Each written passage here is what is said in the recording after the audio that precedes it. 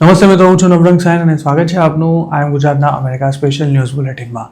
ગુરુવાર ઓગસ્ટ 20ના સમાચારોમાં જોઈશું અમેરિકાના માથે રહેલા રેકોર્ડ $40 ટ્રિલિયન પણ વધુના જાહેર દેવાનો અહેવાલ.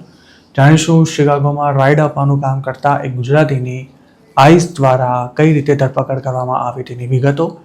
તેમજ છેલ્લે ટ્રમ્પની ફાંકા ફોજદારીથી કેમ અમેરિકાની પ્રજા તોબા પોકારી ગઈ છે અને તેની ટ્રમ્પના અપ્રુવલ રેટિંગ પર શું અસર દેખાઈ રહી છે તેના સમાચાર આજના આ બુલેટિનમાં. 2016માં ડોનાલ્ડ ટ્રમ્પ પહેલીવાર પ્રેસિડેન્શિયલ ઇલેક્શન લડી રહ્યા હતા ત્યારે તેમણે એવી વાતો કરી હતી કે પોતે 8 વર્ષમાં અમેરિકાનું દેવું ઝીરો કરી નાખશે અને દેશનો ઇકોનોમિક ગ્રોથ આસમાનને આંબશે. જોકે ટ્રમ્પની આ વાતો માત્ર ફાંકા ફોજદારી સાબિત થઈ છે, કારણ કે 2016થી અત્યાર સુધીમાં અમેરિકાનું જાહેર દેવું ડબલ થઈ ચૂક્યું છે અને તેમાં ટ્રમ્પની સેકન્ડ ટર્મમાં તેનો આંકડો $40 ટ્રિલિયન રેકોર્ડ સપાટી પર પહોંચી ચૂક્યો છે. દેવું ઘટાડવા માટે ટ્રમ્પે ડિપાર્ટમેન્ટ ઓફ ગવર્મેન્ટ એફિશિયન્સી જેવા ધુપ્પલ પણ શરૂ કર્યા હતા, પણ ઇરાન વોર, ટેક્સ કટ્સ તેમજ ટેરિફ રિફંડને કારણે દેવામાં ઘટાડો થવાને બદલે જંગી વધારો થઈ રહ્યો છે અને જો આ સિલસિલો આ જ રીતે ચાલતો રહ્યો તો ડોલરનું વર્ચસ્વ પણ ભવિષ્યમાં ખતરામાં આવી શકે છે.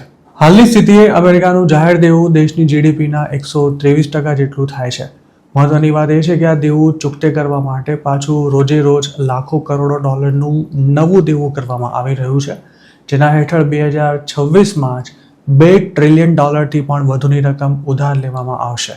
સતત વધી રહેલું દેવું અમેરિકા માટે સમસ્યા તો છે જ, પણ તેનાથી મોટી સમસ્યા હવે એ થઈ છે કે અમેરિકાની સરકાર દેવા પર જે વ્યાજ ચૂકવે છે તેનો રેટ સતત વધી રહ્યો છે. છેલ્લા ઘણા દાયકાથી US government military, social security તેમજ ટેક્સ કટ પાછળ થતા ખર્ચાને પહોંચી વળવા માટે કંઈ લાંબુ વિચાર્યા વિના જ બેફામ ઉધારી કરી રહી છે, જેનો ભાર આખરે તો દેશની જનતા પર જ આવવાનો છે. ટ્રિલિયન્સ ઓફ ડોલર્સનું દેવું અમેરિકા માટે ગંભીર સમસ્યા છે કે પછી તે દેશની મજબૂત આર્થિક સ્થિતિને દર્શાવે છે તે ચર્ચાનો વિષય છે, પણ આ મુદ્દો અમેરિકાના પોલિટિક્સમાં અવારનવાર ચોક્કસ ચમકતો રહે છે. ખાસ તો રિપબ્લિકન્સ સત્તામાં ના હોય ત્યારે તેઓ આ મામલે પોલિટિક્સ કરવાનો કોઈ મોકો નથી છોડતા, પણ સત્તામાં આવતા જ તેને ભૂલી જાય છે. હાલ વર્લ્ડ ઇકોનોમીમાં ડોલરનો જે દબદબો છે તે પણ વધતા જતા દેવાને કારણે ખતરામાં આવી શકે છે. એક્સપર્ટ્સો માનીએ તો અમેરિકા ભલે દુનિયાની સૌથી મોટી ઇકોનોમી હોય, પણ જો તેનું દેવું આ જ ગતિએ વધતું રહ્યું તો અમેરિકન બોન્ડમાં રોકાણ કરનારા ઇન્વેસ્ટર્સ વધુ વ્યાજ માંગશે અને સમય જતાં એવા સવાલ પણ ઊભા થશે કે શું અમેરિકાની ઇકોનોમી ખરેખર એટલી મજબૂત છે ખરી કે તેના બોન્ડમાં આટલું જંગી રોકાણ કરી શકાય. જો આગળ જતાં આ બાબત વધુ ગંભીર બને તો અમેરિકન બોન્ડ ખરીદતા દેશો અને સંસ્થાઓનો યુએસની ઇકોનોમી પરનો ભરોસો ડગમગી શકે છે, જેની સીધી અસર ડોલરના આધિપત્ય પર જોવા મળશે. અમેરિકાની હાલત અત્યારે એવી છે કે તેને રોજબરોજના સરકારી કામો ચલાવવા સહિતના ખર્ચા માટે પણ દેવું કરવું પડે છે. આ સ્થિતિ માટે રિપબ્લિકન્સ અને ડેમોક્રેટ્સ બંને જવાબદાર છે. દેશના હેલ્થ પ્રોગ્રામ્સ પાછળ બિલિયન્સ ઓફ ડોલર્સનો ખર્ચો થાય છે. ઇકોનોમી જરાક પણ ડગુમગું થાય તો સરકાર અબજો ડોલરના સ્ટિમ્યુલસ પેકેજ જાહેર કરી દે છે. તેના સિવાય કુદરતી આપત્તિઓને કારણે થતા નુકસાનની ભરપાઈમાં પણ જંગી ખર્ચો કરવો પડે છે અને અમેરિકા પોતાની મિલિટરી પાછળ પણ મગજ ચક્રાવે ચડી જાય તેટલો મોટો ખર્ચો રોજબરોજ કરે છે. પોતાની સેકન્ડ ટર્મની શરૂઆતમાં ટ્રમ્પે સરકારી ખર્ચામાં $1 ટ્રિલિયન ઘટાડો કરવાના ટાર્ગેટ સાથે ડિપાર્ટમેન્ટ ઓફ ગવર્મેન્ટ એફિશિયન્સીની શરૂઆત કરી ઇલોન મસ્કને તેની કમાન સોંપી હતી.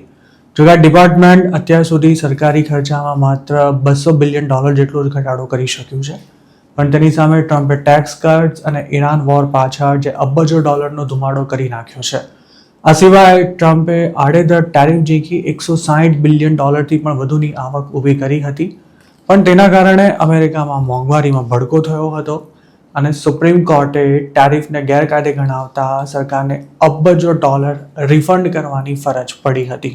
અમેરિકાના ટ્રેઝરી સેક્રેટરી સ્કોટ બેસેન્ટ 2028 સુધીમાં બજેટમાં રહેલી ખાતને જીડીપીના 3% સુધી લાવવા માંગે છે, જે હાલ 6%ની આસપાસ ચાલી રહી છે. જોકે ઇરાન વોરને કારણે તેમના પ્લાન પર હાલ પૂરતું તો પાણી ફરી વળતું દેખાઈ રહ્યું છે, કારણ કે મિલિટરી પાછળ થતો ખર્ચો ખૂબ જ વધી ગયો છે અને તેની સાથે સાથે ટેરિફ રિફંડ પણ અતિશય ખર્ચાળ સાબિત થયું છે. આટલું ઓછું હોય તેમ ઈરાન વોરને લીધે મોંઘવારીમાં થયેલા વધારાથી ઇકોનોમી પ્રભાવિત થઈ રહી છે, જેની નકારાત્મક અસર ટેક્સની રેવન્યુ પર પણ જોવા મળશે તે નક્કી છે. આ ચેઇન રિએક્શનને કારણે અમેરિકાનું દેવું સતત વધતું રહેશે તેવું અર્થશાસ્ત્રીઓનું માનવું છે. યુએસ ગવર્મેન્ટને ભલે એવો કોન્ફિડન્સ હોય કે ઇકોનોમી જલ્દી સ્થિર થઈ જશે, પણ અમેરિકન બોન્ડમાં ઇન્વેસ્ટ કરનારા લોકોને આ વાત પર ખાસ ભરોસો નથી લાગી રહ્યો, જેથી અમેરિકાના બોન્ડ સસ્તા થઈ રહ્યા છે અને તેને વેચવા માટે સરકારને વધારે વ્યાજ ઓફર કરવું પડી રહ્યું છે. ચાલુ અઠવાડિયે જ 30 વર્ષના બોન્ડનો વ્યાજનો દર 20 વર્ષની સર્વોચ્ચ સપાટી પર પહોંચી ગયો હતો.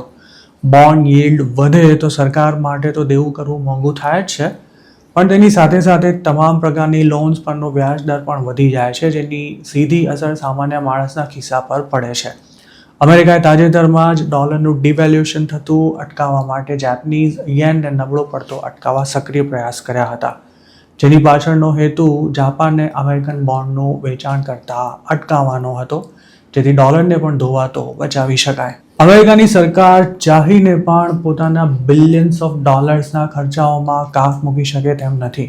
ચૂંટણીઓને ધ્યાનમાં રાખી સોશિયલ સિક્યોરિટી, મેડિકેર અને મેડિકેડ જેવા બિલિયન્સ ઓફ ડોલર્સના પ્રોગ્રામમાં કંઈ પણ ઉપર નીચે કરવું જોખમી સાબિત થઈ શકે છે અને કોઈ પણ પક્ષ આ રિસ્ક લેવા માટે તૈયાર નથી. તેવી જ રીતે રાજકારણીઓ ટેક્સના દરમાં વધારો કરીને પ્રજાને નારાજ કરવા પણ નથી માંગતા. જોકે તેના કારણે રોજે રોજ વધી રહેલા દેવાનું મીટર જે ગતિએ ફરી રહ્યું છે તે એક દિવસ આખી દુનિયાને ચક્રાવે ચડાવશે તે વાત નક્કી છે. આ બાબતે આપનું શું માનવું છે તે અમને કમેન્ટમાં ચોક્કસ જણાવજો. શિકાગોમાં રાઇડ આપવાનું કામ કરતા એક ગુજરાતીની આઈસ દ્વારા ધરપકડ કરવામાં આવી છે. બુધવારના રોજ સવારે 9:30 વાગ્યાની આસપાસ આ શખ્સને ઓક ફોરેસ્ટના ઇન્ડિપેન્ડન્સમાં એક ઇન્ટરસેક્શન પરથી પકડવામાં આવ્યો હતો તેવું સૂત્રોનું કહેવું છે. પ્રાપ્ત વિગતો અનુસાર અરેસ્ટ કરાયેલો આ શખ્સ એક રેસિડેન્શિયલ બિલ્ડિંગમાં પોતાની મહિલા પેસેન્જરને લેવા માટે પહોંચ્યો હતો અને તે જ વખતે આઈસના એજન્ટ્સે તેને ઘેરી લીધા બાદ હથકડી પહેરાવી દીધી હતી. આ શખ્સનું નામ નગીનભાઈ હોવાની વાતો પણ થઈ રહી છે, પરંતુ તેની સત્તાવાર રીતે કોઈ જ પુષ્ટિ નથી કરી શકાઈ. અમેરિકામાં રહેતા ગુજરાતીઓના વોટ્સએપ ગ્રુપમાં પણ આ અંગેના મેસેજ ફરતા થયા છે. જોકે અરેસ્ટ કરાયેલો શખ્સ ખરેખર કોણ હતો, કેટલા સમયથી યુએસમાં રહેતો હતો, તેની ઉંમર કેટલી હતી તેમજ યુએસમાં તેની સાથે બીજું કોણ કોણ રહે છે તેની કોઈ ચોક્કસ વિગતો નથી મળી શકી. આ અંગે અમે શિકાગોમાં રહેતા કેટલાક ગુજરાતીઓ સાથે પણ વાત કરી, જેમણે આ ઘટનાની પુષ્ટિ ચોક્કસ કરી હતી, પરંતુ તેમની પાસે પણ તેની વધુ કોઈ માહિતી ઉપલબ્ધ નહોતી. જે સંજોગોમાં આ ગુજરાતીની ધરપકડ કરવામાં આવી છે તેને જોતા તે પહેલેથી જ આઈસની નજરમાં હોય તેવી પૂરી શક્યતા છે, કારણ કે તેની જડબેસલાક રેકી કર્યા બાદ એક નિશ્ચિત સ્પોટ પરથી તેને ઉઠાવવામાં આવ્યો છે. મતલબ કે આઈસવાળા પહેલેથી જ તેનો પીછો કરી રહ્યા હતા. આવા કેસમાં કોઈ પણ વ્યક્તિની ધરપકડ કરતા પહેલા તે ઘરેથી કયા સમયે નીકળે છે, ક્યાં ક્યાં જાય છે અને ક્યાં તેની ધરપકડ કરી શકાય છે તેનો પ્રોપર પ્લાન બનાવવામાં આવે ત્યાર પછી જ ધરપકડ કરાતી હોય છે. જેમના રિમૂવલ ઓર્ડર પેન્ડિંગ હોય કે પછી અમેરિકામાં કોઈ સ્ટેટસ વિના રહેતા હોય તેમજ ડિપોર્ટેશન સામે કોઈ પ્રોટેક્શન ના મળેલું હોય તેમની આ પ્રકારે ધરપકડ કરવામાં આવતી હોય છે. શિકાગોમાં આ પ્રકારના કેસ અગાઉ પણ બની ચૂક્યા છે, જેમાં કેટલાક ગુજરાતીઓને 6 મહિના સુધી પણ જેલમાં રહેવું પડ્યું હતું. આવા જ એક મામલામાં 2025ના એન્ડમાં પકડાયેલો એક ગુજરાતી હજુ ગયા મહિને જેલમાંથી બહાર આવ્યો હતો, તેમજ બીજા કેટલાક લોકો 2 થી 4 મહિના સુધી અંદર રહ્યા હતા. આ તમામ લોકોએ અસાયલમના કેસ કરેલા છે, તેમજ તેમની પાસે વર્ક પરમિટ હોવા છતાં પણ તેમને જે તે સમયે ઇમિગ્રેશન એન્ફોર્સમેન્ટ દરમિયાન અરેસ્ટ કરવામાં આવ્યા હતા. જોકે શિકાગોમાં હાલ આવી કોઈ ઉગ્ર કાર્યવાહી નથી થઈ રહી તેવું પણ સૂત્રોનું કહેવું છે, પણ તેનો અર્થ એવો પણ નથી થતો કે હવે ઇલીગલ એલિયન્સની ધરપકડો સાવ બંધ થઈ ગઈ છે.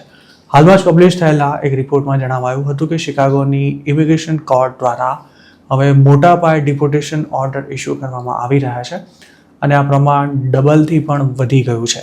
આ ઉપરાંત હવે મોટા પાયે મેગા માસ્ટર હિયરિંગ પણ શરૂ કરવામાં આવી છે, જેના કારણે અસાયલમના કેસ વર્ષોથી પેન્ડિંગ હોય તેવા ઘણા લોકોના નંબર આવી ગયા છે. આઈસ દ્વારા હાલના દિવસોમાં મોટી સંખ્યામાં ઇલીગલ ઇમિગ્રન્ટ્સની ધરપકડ કરવામાં આવી રહી છે. આ બાબતે યુએસમાં રહેતા ગુજરાતીઓનું કહેવું છે કે કંટકીમાંથી ઘણા લોકો પકડાયા છે. તેવી જ રીતે અત્યાર સુધી એકદમ સેફ મનાતા જોર્જિયાના જે વિસ્તારોમાંથી ક્યારેય કોઈની ધરપકડ નહોતી કરાઈ ત્યાંથી પણ હવે ગુજરાતીઓ સહિતના ઇમિગ્રન્ટ્સને ઉઠાવવામાં આવી રહ્યા છે. તેવી જ રીતે ફ્લોરિડા, નોર્થ કેરોલાઇના અને ન્યુયોર્કમાંથી પણ ઘણા લોકોની ધરપકડ થઈ છે. ખાસ તો રિપબ્લિકન સ્ટેટ્સમાં રહેતો કોઈ ઇલીગલ ઇમિગ્રન્ટ જો સામાન્ય બાબતમાં પણ પોલીસના હાથમાં આવી જાય તો તેને પકડીને આઈસને સોંપી દેવાય છે. આ સિવાય ઘરમાં બબાલ થયા બાદ પોલીસને બોલાવાઈ હોય અને મામલો આઈસ સુધી પહોંચી ગયો હોય તેવા પણ અમુક કિસ્સા સામે આવ્યા છે.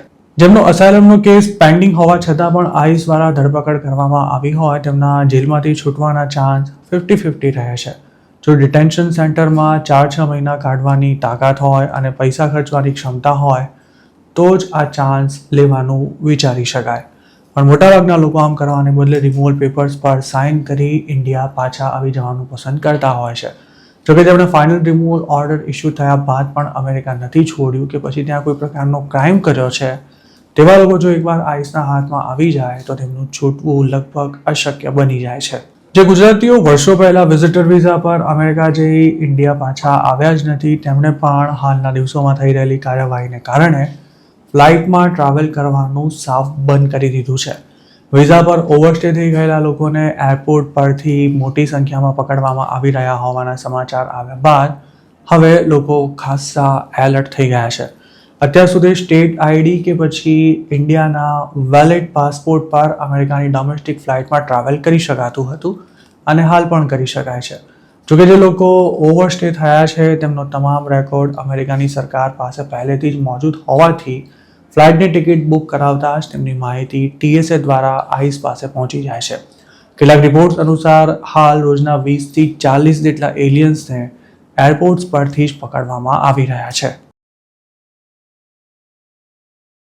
ચૂંટણી જીતવા માટે અમેરિકાની પ્રજાને આંબા આંબલી બતાવનારા ટ્રમ્પના કામકાજથી 64% અમેરિકન્સ ખુશ નથી. આ ચોંકાવનારો ખુલાસો રોયટર્સ ઇપ્સોસ દ્વારા હાથ ધરવામાં આવેલા એક પોલમાં થયો છે, જેમાં જણાવાયું છે કે ટ્રમ્પનું અપ્રુવલ રેટિંગ માત્ર 33% પર પહોંચી ગયું છે.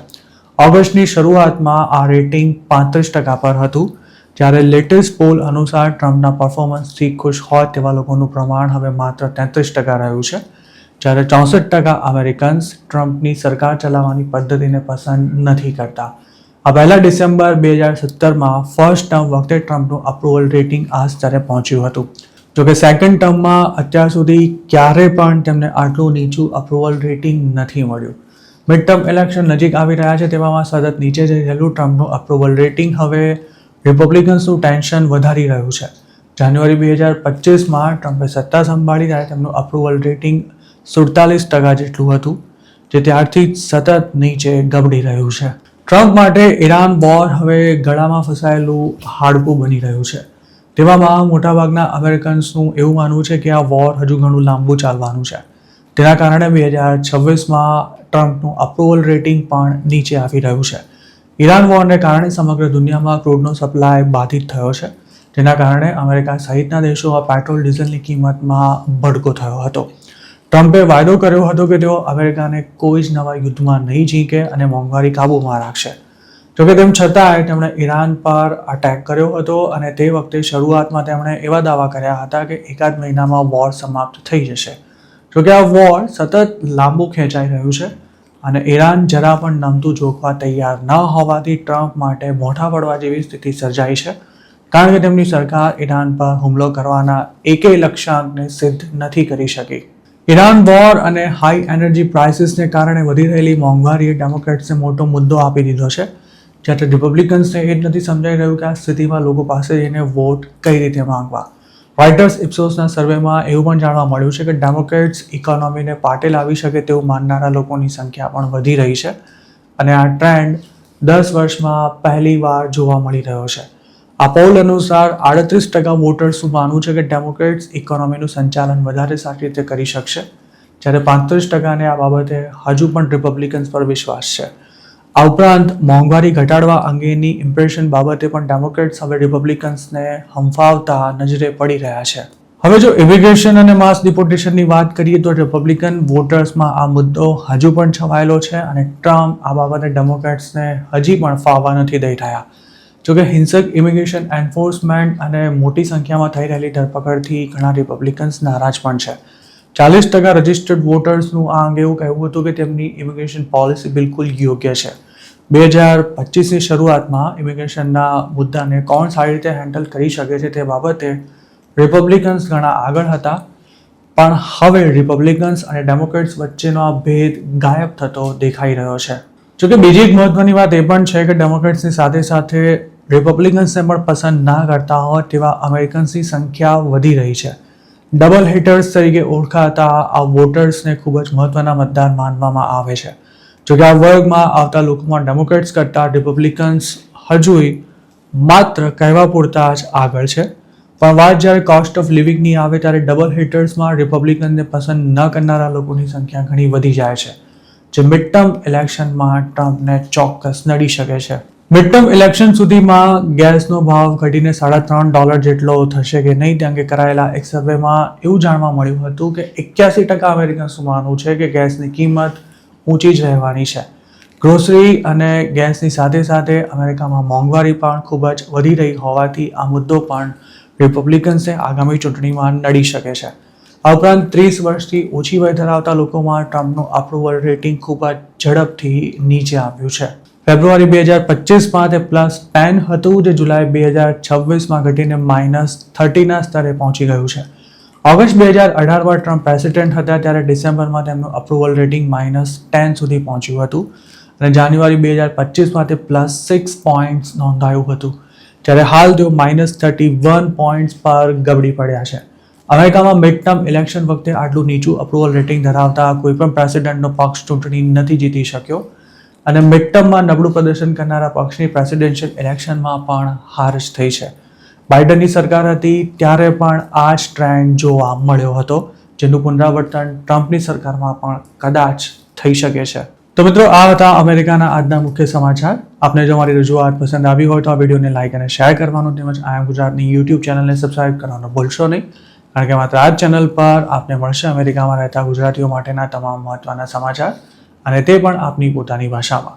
આપ જો અમારી સાથે કોઈ ટિપ શેર કરવા માંગતા હો તો હાલ સ્ક્રીન પર દેખાઈ રહેલા વોટ્સએપ નંબર પર પણ અમારો સંપર્ક કરી શકો છો. આપની ઓળખ ગુપ્ત રાખવામાં આવશે.